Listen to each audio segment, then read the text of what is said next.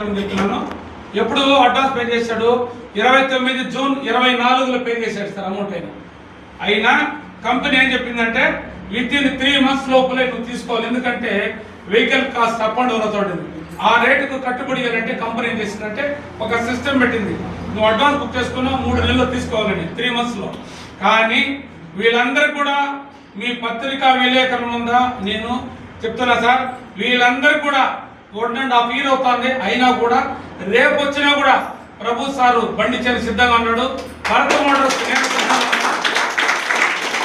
Sir 1.5 year కదా sir, ఇంకా 1.5 year 3 years అవుతామను రెడీగా ఉన్నారు సార్. ఇచ్చేది కదా